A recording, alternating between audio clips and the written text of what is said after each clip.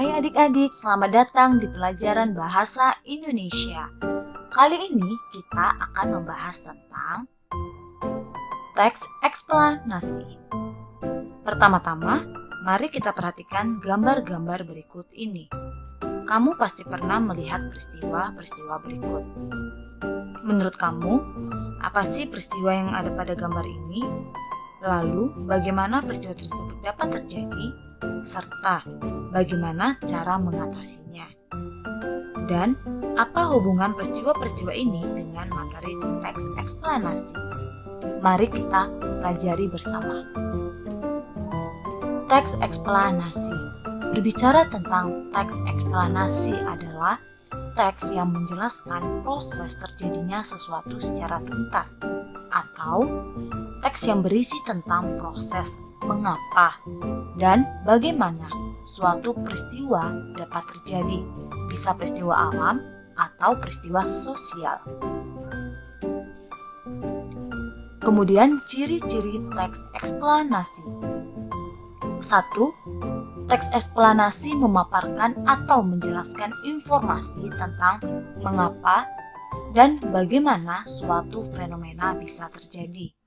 Kedua, fenomena tersebut dapat berupa fenomena alam atau fenomena sosial. 3. Memuat penjelasan yang bersifat ilmiah dan sistematis.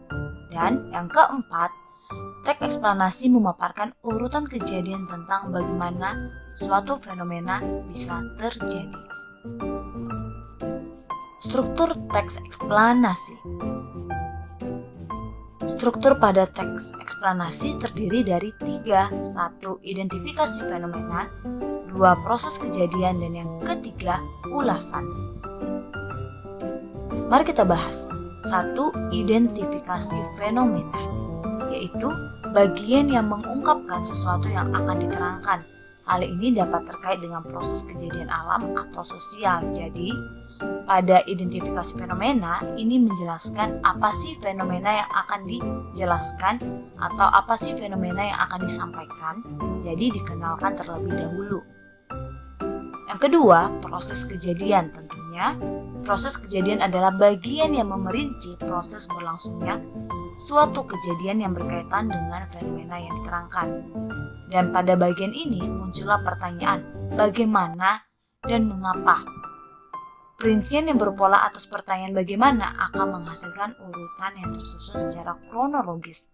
Sedangkan perincian yang berpola atas pertanyaan mengapa akan menghasilkan uraian yang tersusun secara kausalitas atau sebab akibat.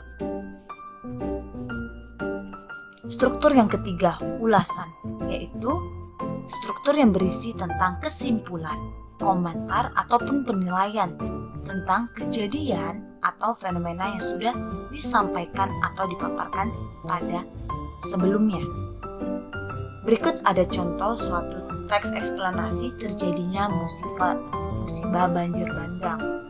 Pada teks ini maka identifikasi fenomenanya, menjelaskan atau memperkenalkan terlebih dahulu apa sih fenomena yang akan dibahas, yaitu tentang banjir bandang atau air bah.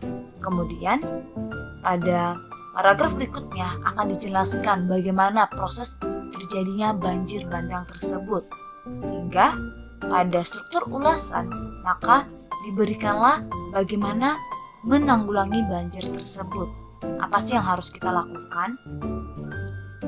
Selain berbicara tentang struktur, maka tidak lepas dari namanya kebahasaan. Lalu, apa aja sih kebahasaan teks eksplanasi? Maka, ada 4 kebahasaan pada teks eksplanasi. 1. Konjungsi. 2. Kata ganti. 3. Kata kerja pasif. Dan yang keempat, kata teknis.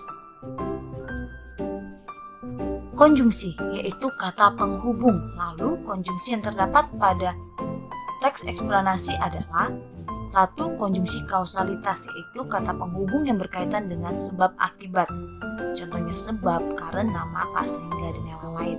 Contohnya, oleh karena itu dapat dikatakan tidak pernah ada peristiwa-peristiwa alam lain. Jadi pada contoh ini terdapat konjungsi oleh karena itu. Kemudian yang kedua ada konjungsi kronologis, yaitu konjungsi kronologis ini konjungsi atau kata penghubung yang berkaitan dengan waktu. Kemudian lalu setelah itu, selanjutnya, contohnya, hal ini kemudian akan memicu ketidakseimbangan pada air laut. Jelas pada kalimat ini terdapat konjungsi kronologis, yaitu kemudian. Selanjutnya, kata ganti. Kata ganti yang terdapat pada teks eksplanasi adalah kata ganti non persona, yaitu kata ganti yang dipakai mengacu kepada benda, bukan orang. Ingat ya adik-adik, kata ganti yang dipakai pada teks eksplanasi ada non persona. Contohnya ini, itu, hujan, gerhana, pelangi, dan yang lain. Selanjutnya, kata kerja pasif. Ciri kata kerja pasif yaitu ditandai dengan awalan di dan ter. Contoh, dimulai, didengar, dilihat. Dan kita perhatikan dalam contoh kalimat. Pelakunya sudah ditangkap oleh polisi kemarin. Jelas ya adik-adik, terdapat kata kerja pasif yaitu ditangkap. Lalu yang terakhir, kata teknis. Apa sih itu kata teknis? Jadi di dalam teks eksplanasi terdapat kebahasan kata teknis. Adik-adik, kata teknis itu adalah kata atau istilah yang digunakan di dalam teks yang berkaitan dengan topik yang dibahas. Jika topik kita membahas mengenai proses terjadinya pelangi, maka di dalam teks tersebut akan muncul kata-kata atau istilah yang tentunya berkaitan dengan teks tersebut. Jadi jika membahas tentang proses terjadinya pelangi, maka akan muncul kata-kata seperti spektrum, pembiasan, gelombang, dan hujan. Demikian pembelajaran kita tentang teks eksplanasi. Semoga bermanfaat dan terima kasih.